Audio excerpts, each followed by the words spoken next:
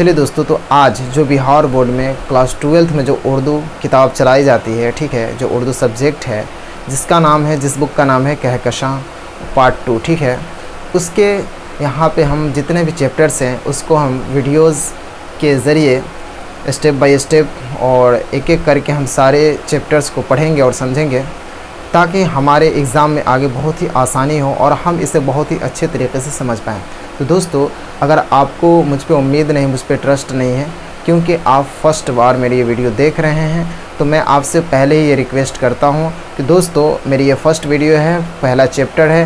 اگر آپ کو میری ویڈیو سمجھ میں آئے، میرے چیپٹر سے جو پڑھائے گئے ہیں، جو میں پڑھا رہا ہوں، اگر وہ آپ کو اچھے طریقے سے سمجھ میں آ رہا ہے، ذہن نشین ہو رہے ہوں، تو پھر آپ میرے ویڈیوز پہ رکیں، ورنہ اگر کوئی پرابلم ہو رہا ہو تو آپ کمنٹ کریں، پھر میں اسے سدھارنے کی کوشش کروں گا۔ اگر اس کے باوجود بھی آپ کو سمجھ میں نہیں آ رہی ہو، ٹھیک ہے، تو دوستو، اگر آپ کا دل یہ چاہتا ہے کہ ہم اس ویڈیو کو نہ دیکھیں یا اس ویڈیو کو چھوڑ کر کہیں اور جائیں، کسی اور ویڈیوز کو دیکھیں، تو دوستو بالکل آپ جا سکتے ہیں، ٹھیک ہے دوستو۔ چلیے دوستو، تو اب ہم اسٹارٹ کرتے ہیں، بغیر اپنے وقت کو ضائع کرتے ہوئے چلتے ہیں اپنے سوالات کی طرف۔ جو آپ کی کتاب میں جو فرسٹ چیپٹر ہے اس میں جتنے بھی سوالات دیے ہوئے ہیں، ان سارے سوالات کے جوابات آج میں اس ویڈیو میں بتانے والا ہوں۔ آپ بغور اسے دیکھیں اور سمجھیں، کوشش کریں۔ اگر آپ کو کوئی پرابلم ہو تو آپ کمنٹ کریں۔ تو ڈائریکٹلی ہم چلتے ہیں اپنے پہلے سوال کی طرف۔ تو دوستو دیکھیے، یہاں پہ یہ چیپٹر جو ہے، یہ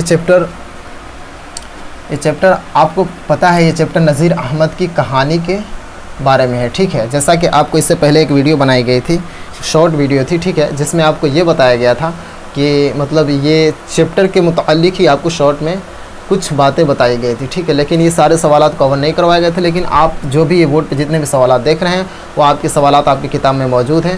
اس کو آپ کو کیسے سولو کرنا ہے، آپ اس ویڈیو کو دیکھنے کے بعد بآسانی سمجھ جائیں گے اور آپ کے ذہن نشین ہو جائیں گے، اور آپ اسے مجبانی آپ اس کو حل کر پائیں گے۔ تو چلیے دوستو دیکھتے ہیں۔ سب سے پہلے تو نذیر احمد کی کہانی، اور نذیر احمد کی کہانی یہ کیا ہے؟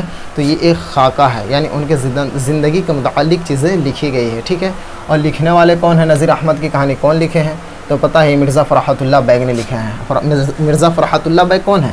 تو مرزا فرحت اللہ بیگ نذیر احمد کے جو ہے نا شاگرد ہیں، ٹھیک ہے۔ اس لیے کہ جب یہ شاگرد ہیں تو ان کی زندگی کو دیکھا، ان کی زندگی میں وہ شامل ہوئے، ٹھیک ہے، اور ان کی زندگی، ان کی شخصیت کو سمجھا، ان کے مرتبے کو سمجھا، اور اس کے بعد یہ خاکہ تیار کیے، یہ خاکہ لکھا، ٹھیک ہے۔ تو نذیر احمد کی کہانی، تو نذیر احمد کون ہے؟ مرزا فرحت اللہ بیگ کے استاد ہیں، ٹھیک ہے۔ تو آپ کو مرزا فرحت اللہ بیگ کے بارے میں پچھلی ویڈیو میں بتایا گیا تھا اچھی طریقے سے۔ تو چلیے آج ہم اپنے سوالات کو حل کرتے ہیں۔ دوستو، ہمارا پہلا سوال ہے، فرحت اللہ بیگ یعنی مرزا فرحت اللہ بیگ اور میاں دانی مولوی صاحب کے گھر کیوں جاتے تھے؟ دوستو، آپ کو یہ کوسچن ملے گا، مرزا فرحت اللہ بیگ اور میاں دانی مولوی صاحب، مرزا فرحت اللہ بیگ اور میاں دانی کون تھے؟ ٹھیک ہے۔ تو دوستو، یہ دونوں دوست تھے، ٹھیک ہے، اور یہ دونوں ایک ساتھ پڑھنے جاتے تھے، ٹھیک ہے۔ ان دونوں میں بہت ہی اچھی خاصی دوستی تھی، ٹھیک ہے۔ تو چلیے دوستو اب دیکھتے ہیں، تو مرزا فرحت اللہ بیگ اور میاں دانی مولوی صاحب کے گھر کیوں جاتے تھے؟ تو مرزا فرحت اللہ بیگ اور میاں دانی مولوی صاحب کے گھر تعلیم حاصل کرنے، علم حاصل کرنے جاتے تھے، ٹھیک ہے۔ اور ان کے گھر شعر و شاعری، نظم و نثر، یہ ساری چیزوں کو سمجھنے سیکھنے جاتے تھے، ٹھیک ہے، علم حاصل کرنے جاتے تھے۔ بس آپ کو یہ سوال کے یہ جواب دینے ہیں، ٹھیک ہے۔ یہ آپ کے مختصر طور پہ یہ سوالات آپ کی کتاب میں پوچھے گئے ہیں، ٹھیک ہے۔ اس کے بعد دوستو دوسرا سوال ہے، یہ جو ہمارا دوسرا سوال، یہ دوسرا سوال ہے، کس عربی شاعر سے متعلق سبق کو پڑھانے کے دوران میاں رضا کی چھٹی ہو گئی تھی، ٹھیک ہے۔ نمبر 3 ہے، مرزا فرحت اللہ بیگ شعر خوانی میں کس طرح کی غلطیاں کرتے تھے؟ مرزا فرحت اللہ بیگ شعر خوانی یعنی شعر پڑھنے میں کس طرح کی غلطیاں کرتے تھے، ٹھیک ہے۔ تو وہ شعر پڑھنے میں نا وہ زیادہ تر اور اکثر وہ اعراب کی غلطیاں کرتے تھے۔ کس چیز کی غلطیاں کرتے تھے؟ اعراب کی غلطیاں کرتے تھے، ٹھیک ہے۔ اعراب کیا ہوتا ہے؟ تو دوستو آپ دیکھے ہوں گے، زبر زیر پیش، یعنی یہ دیکھیے، یہ زبر زیر اور یہ پیش، ٹھیک ہے، جیسے یہاں پہ ہم بنا دیتے ہیں، ٹھیک ہے۔ یہ زبر زیر پیش جو لگے رہتے ہیں یہ عربی عبارت میں، ٹھیک ہے، اسی کو کہتے ہیں ہم کیا؟ اعراب کہتے ہیں، ٹھیک ہے۔ زبر زیر پیش یہ اعراب ہے، ٹھیک ہے۔ تو مرزا فرحت اللہ بیگ شعر خوانی جب شعر پڑھتے تھے تو اس میں یہی چیزوں کی غلطیاں کرتے تھے۔ اب غلطیاں کیسی ہوتی رہی ہوں گی؟ जैसे अगर जहाँ पे ज़बर पढ़ना है वहाँ पे ज़ेर पढ़ देते होंगे, जहाँ पे ज़ेर पढ़ना है वहाँ पे ज़बर पढ़ देते होंगे, जहाँ पे पेश पढ़ना है, इस तरीके की गलतियाँ वो करते थे। कौन? मिर्ज़ा फ़रहतुल्लाह बेग। ठीक है, ये सवाल नंबर हमारा 3 हो गया मुकम्मल। ठीक है, अब चलते हैं अपने चौथे सवाल की तरफ। हमारा चौथा सवाल है कि मियाँ दानिश शेर पढ़ने में कैसी गलती करते थे, यानी जो उनके दोस्त थे मियाँ दानी, दोनों जाते थे एक साथ पढ़ने, तो ये कैसी गलतियाँ करते थे दोस्तों? तो ये ऐसी गलतियाँ करते थे जिससे अपने उस्ताद को ना बहुत ज़्यादा ही मतलब परेशान करते थे। ठीक है, ये क्या करते थे? नज़्म को ना नस्र में ले जाते थे। ठीक है, क्या करते थे? नज़्म को नस्र में ले जाते थे। ठीक है, ये नज़्म को मियाँ दानिश शेर पढ़ने में कैसी गलती करते थे पता है? वो नज़्म को नस्र में ले जाते थे। ठीक है, यानी नज़्म को नस्र की तरह पढ़ने लगते थे। ठीक है, यानी अगर कोई नज़्म है, ठीक है, तो नज़्म अब अशआर पढ़े जा रहे हैं, ठीक है, उसको एक कहानी कविता की तरह कहानी की तरह पढ़ने लगे तो फिर क्या महसूस होगा? और वहाँ पे मतलब क्या मतलब दिमाग जो अगला इंसान जो सुन रहा है, जो आपके टीचर, जो आपके उस्ताद हैं, उनके मन में क्या होगा कि कितना बड़ा बेवकूफ़ है। ठीक है, जो मतलब ये पढ़ रहा है अशआर और देखो अंदाज़ किसका पकड़े हैं? तो वो पकड़े हैं कहानी का। ठीक है, तो यही चीज़ें वो गलतियाँ करते थे कौन? मियाँ दानिश, जिससे उनके उस्ताद बहुत ज़्यादा ही गुस्सा होते थे। ठीक है, उसके बाद 5वां नंबर सवाल, मौलवी साहब के पढ़ाने का क्या तरीक़ा था? ठीक है दोस्तों, मौलवी साहब के पढ़ाने का जो तरीक़ा था ना, मौलवी साहब के पढ़ाने का तरीक़ा बिल्कुल ही अलग था। और क्या था पता है? वो गुस्सा, यानी बहुत ही गुस्से वाले अंदाज में। पहले तो प्यार से पढ़ाते थे, ठीक है, और समझाते थे, लेकिन उनकी जो आदत थी वो गुस्से वाली थी जो पढ़ाने के दौरान, इसलिए कि ये लोग हैं ना, ये दोनों ना बहुत ज़्यादा ही परेशान करते थे। ठीक है, अपने उस्ताद को। तो और उस्ताद भी उस मकाम तक पहुँचे थे कि अपने शागिर्दों के इम्तहानात ले रहे थे। ठीक है, इम्तहान ले रहे थे कि इन लोगों की दिलचस्पी पढ़ाई में कहाँ तक के है। ठीक है, तो इस चीज़ों को भी आप समझेंगे आगे सवालात में, आपको अच्छे तरीके से मैं बताऊँगा। तो चलिए, तो यहाँ तक के तो आप समझ आए कि मौलवी साहब के पढ़ाने का क्या तरीक़ा था। तो तरीक़ा तो बिल्कुल सही था, लेकिन वो गुस्सा वाला मिजाज था। ठीक है, अब यहाँ पे देखिए, ये सवाल नंबर 6 है, मौलवी साहब अपने शागिर्दों से क्यों गुस्सा हो गए? ठीक है दोस्तों, मौलवी साहब अपने शागिर्दों से गुस्सा क्यों नहीं होंगे? जब उनके शागिर्द उनको हमेशा परेशान कर रहे हैं, उनके दिमाग को खा रहे हैं, तो क्यों नहीं परेशान होंगे? कोई है जो अरबी की इबारत में गलती कर रहे हैं, ठीक है, जो अशार पढ़ रहे हैं तो उसके इबारत में गलती कर रहे हैं, ज़बर ज़ेर पेश में गलती कर रहे हैं, और एक वो है जो नज़्म को नस्र की तरह पढ़ रहे हैं। ठीक है, अशार पढ़े जाएँ तो पढ़ रहे हैं कहानी। तो इस तरीके की जब गलतियाँ करेंगे तो जो आगे हमारे उस्ताद हैं, शिक्षक हैं, टीचर हैं, वो क्यों नहीं परेशान होंगे? तो इसलिए ही मतलब वो गुस्सा करते थे। कौन? मौलवी साहब अपने शागिर्दों से क्यों गुस्सा करते थे? तो यही सबब थी कि वो लोग पढ़ने के दौरान इबारत में गलतियाँ करते थे, नज़्म और नस्र में उनको फ़र्क नहीं मालूम चलता था, वो गलतियाँ करते थे, जिसकी वजह से उस्ताद गुस्सा होते थे। ठीक है ना।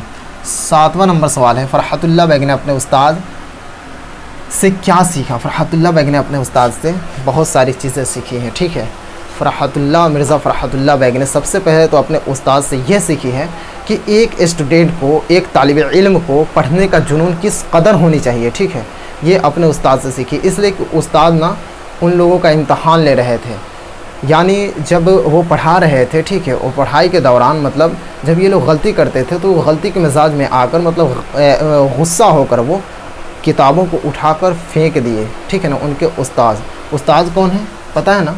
नज़ीर अहमद। ठीक है ना, नज़ीर अहमद उस्ताद हैं, और उन्होंने किताब को उठाकर फेंक दिए। ठीक है, उसके बाद क्या हुआ कि ये लोग ना मतलब वहाँ से फिर भी नहीं हट रहे हैं, नहीं टल रहे हैं, और उस्ताद के मिजाज में भी, दिमाग में भी ना ये चल रहा है कि मतलब हम देखते हैं कि इस तरीके से जब हम बर्ताव कर रहे हैं इन लोगों के साथ, तो क्या ये लोग भी मुझसे नाराज़ होकर, गुस्सा होकर और पढ़ाई छोड़कर चले जाएंगे या नहीं।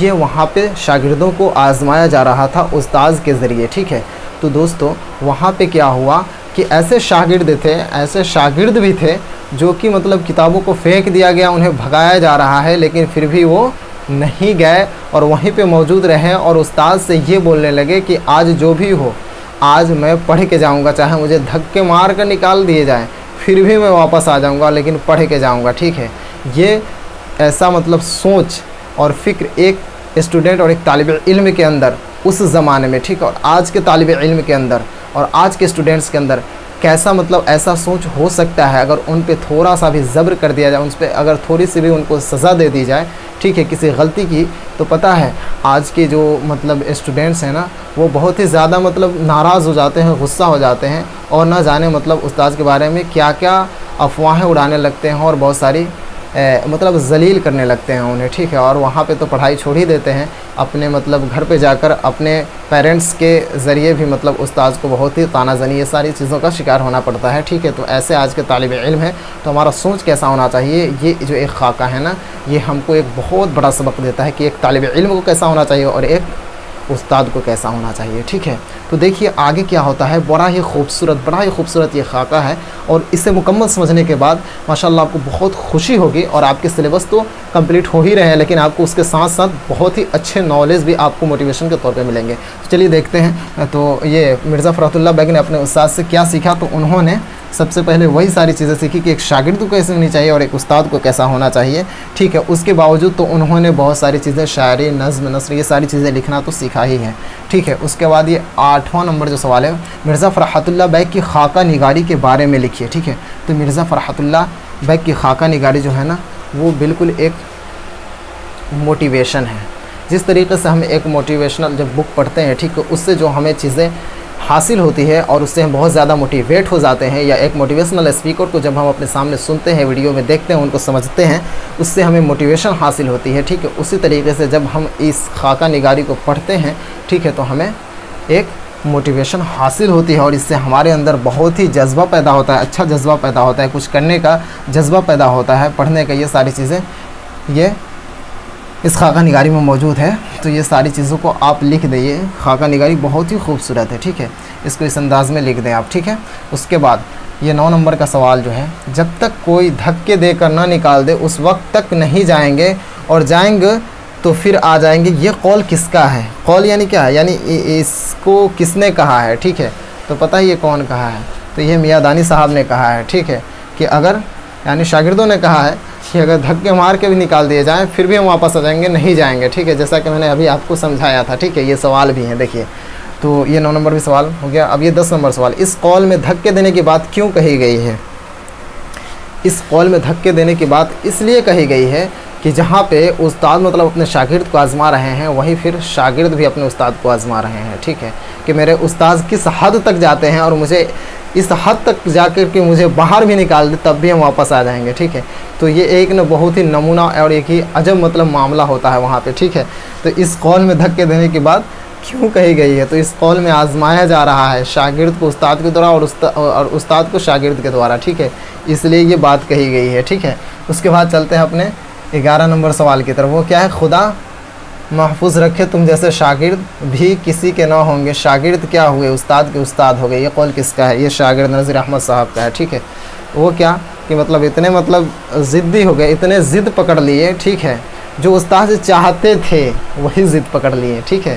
یعنی استاد چاہتے تھے کہ ان لوگ کو کتنا بھی میں ذلیل کروں، لیکن یہ لوگ چاہتے ہیں کہ ان کو مطلب یہ ساری چیزوں کو اگنور کر کے اور یہ اپنے پڑھائی کے لیے یہاں پہ کچھ حاصل کرنے کے لیے، تعلیم حاصل کرنے کے لیے رکتے ہیں یا نہیں، ان میں کتنا جذبہ ہے پڑھنے کا، یہ ساری چیزوں کو مطلب یہ دیکھ رہے ہیں اس نظریے سے استاد نذیر احمد صاحب، ٹھیک ہے۔ تو یہی کہہ رہے ہیں کہ شاگرد کیا مطلب، یعنی یہ کہنا یہ چاہ رہا ہے کہ مطلب ہم استاد ہیں اور انہیں آزما رہے تھے طالب علم شاگردوں کو، اور یہ خود ہی میرے استاد بن گئے، یعنی مجھے آزمانے لگے، ٹھیک ہے، اس سے بھی اوپر چلے گئے، ٹھیک ہے۔ تو ایسے بھی شاگرد اور اسٹوڈنٹ آپ کو زندگی میں ملیں گے، ٹھیک ہے۔